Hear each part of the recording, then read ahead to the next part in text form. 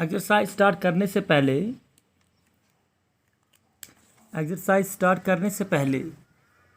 पहले हमें आपको कैरेक्टरिस्टिक्स ऑफ पैरेललोग्राम जानना जरूरी है और प्रॉपर्टीज ऑफ पैरेललोग्राम। तो पैरेललोग्राम आपको जानते हैं, पैरेललोग्राम कैसी शक्ल है, वो आपको शक्ल दिखाई गई है। It is opposite side is equal and parallel, इसको कॉल्ड पैरेललोग्राम।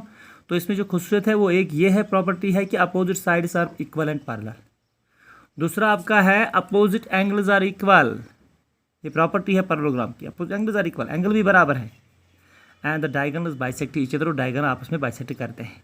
तो opposite sides are equal, opposite sides are parallel, opposite angles are equal, angle B is equal to angle D and angle A is equal to angle C, and diagonals bisect each other, that means OB is equal to OD and OA is equal to OC।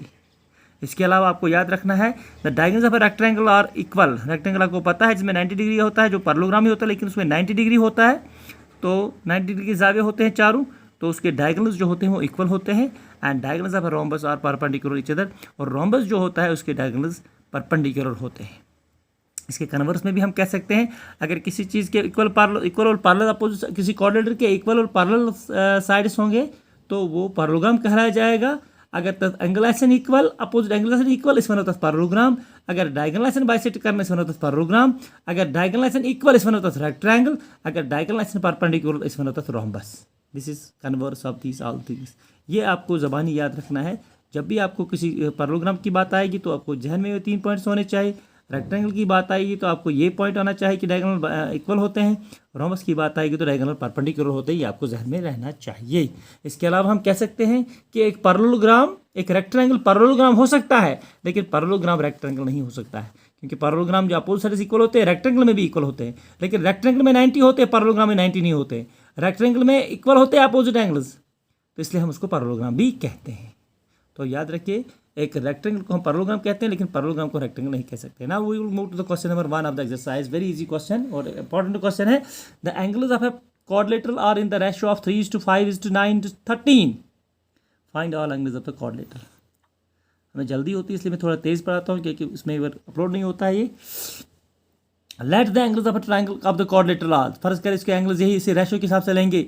Angle A लेंगे 3x, B लेंगे 5x degree, 9x and 13x degree.